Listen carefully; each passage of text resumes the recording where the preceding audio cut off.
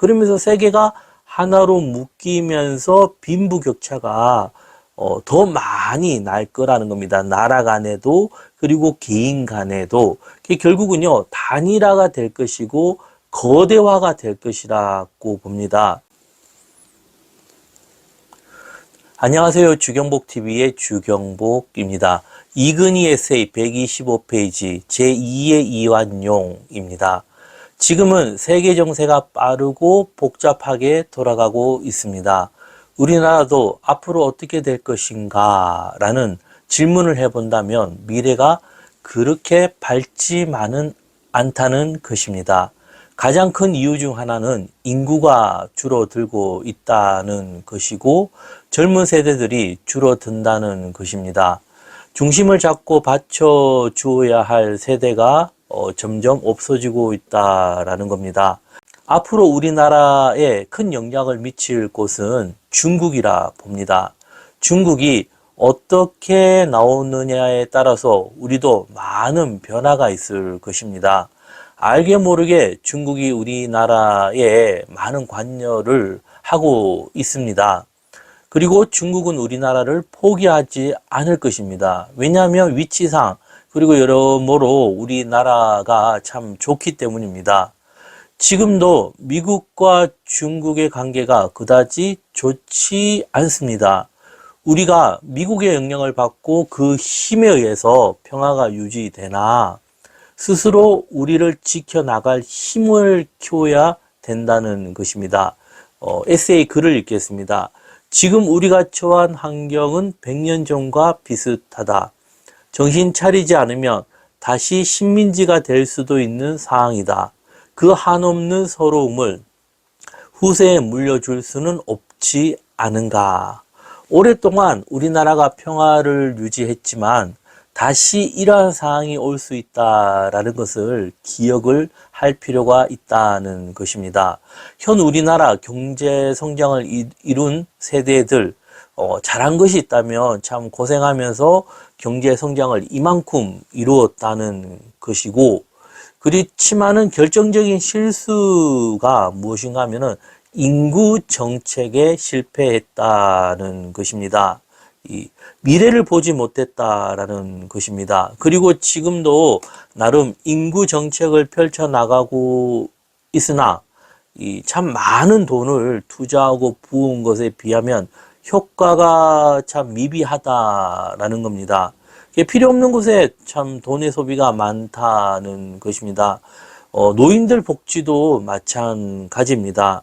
다른 이유도 많으나 참 큰 이유라면 이 정치의 구조상 이 국민들을 위한 것보다 이 자신들이 살아남기 위한 정치를 해야 되고 하다 보니까 어떤 일을 맡길 때 그 전문가가 그 일을 맡기도 어렵고 전문가가 와도 어떻습니까?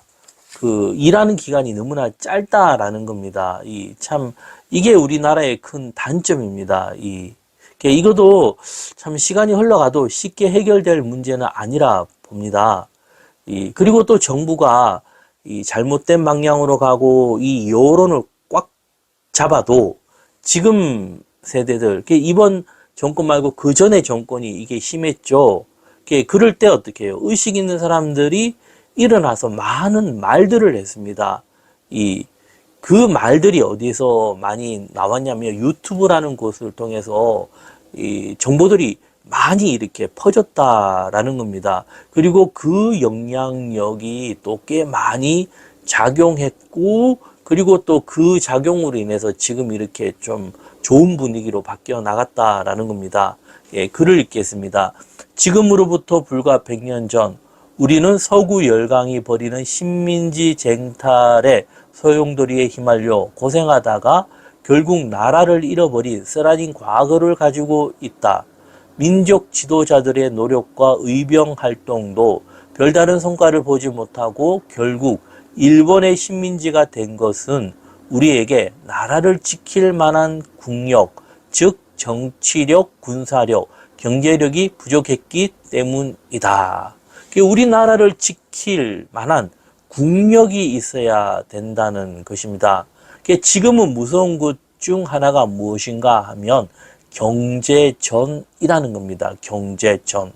이 경제전이 한 나라도 한순간에 무너질 수 있는 구조로 갈 수가 있다라는 겁니다. 그리고 앞으로는 더 이것이 더할 것이라 봅니다. 앞으로 시대는 어떻게 갈 것인가라는 것을 제 개인적인 생각을 말씀을 드리며 양극화로 갈 거다라고 봅니다. 그 중에서 빈부격차가 아주 많아질 거라는 겁니다. 그 나라 간에도 이런 빈부격차가 지금보다 더해질 것이고 이 경제 구조가요 참 우리가 생각하지 못하는 그런 묘한 구조로 갈 것이라는 겁니다. 그 중 하나가 예전에는 이 못 사는 나라들은 어떻게 해요? 정보의 혜택이나 이런 부분을 못 받고 가난했지만은 지금은 이 못 사는 사람들, 못 사는 나라들도 어떻게 해요? 이런 정보의 혜택이죠. 이런 스마트폰, 이런 컴이나 이런 부분이 많이 이렇게 정보가, 되면서, 그들이 이런 것을 알면서 어떻게 해요?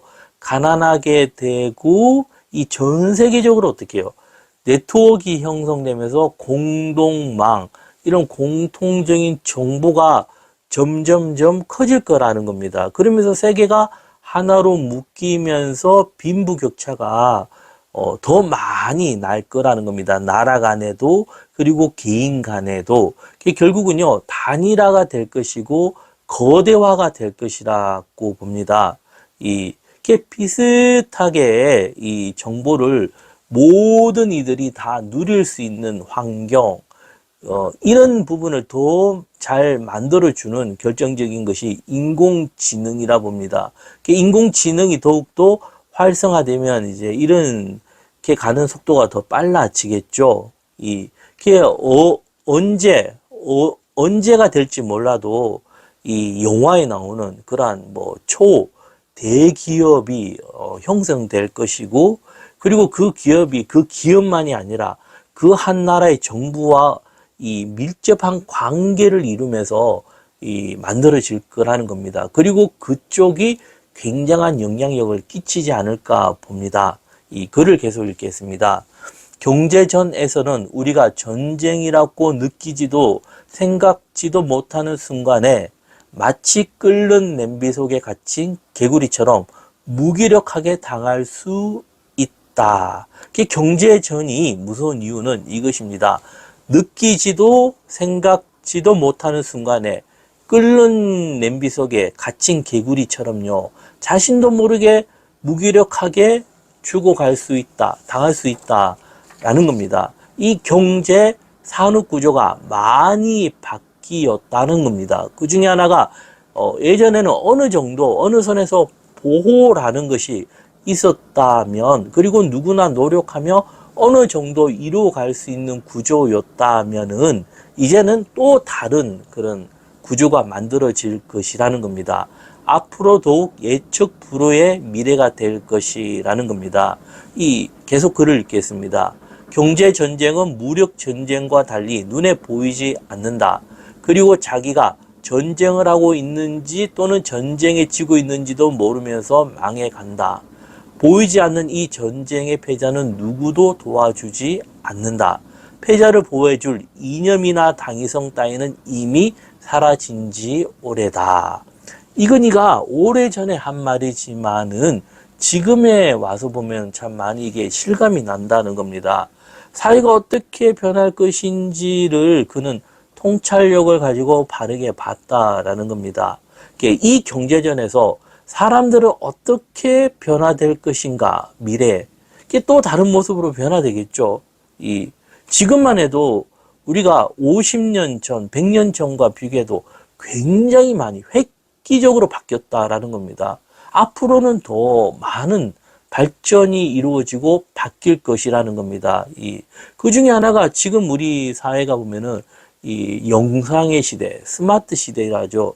사람들이 영상의 시대로 많이 흘러가고 이것이 더 커지고 이것에 자금이 많이 흘러가고 그리고 사람들이 여기에 많이 매이고 많이 본다는 겁니다. 이게 결국은 본다는 의미보다 사람들이 이 중독으로 가는 거죠. 알게 모르게 중독으로 가면서 가장 무서운 것 중에 하나가 무엇인가 하면 스스로 생각하는 법을 잃어간다라는 겁니다. 이게 영상의 어떤 위험성, 함정이라는 겁니다.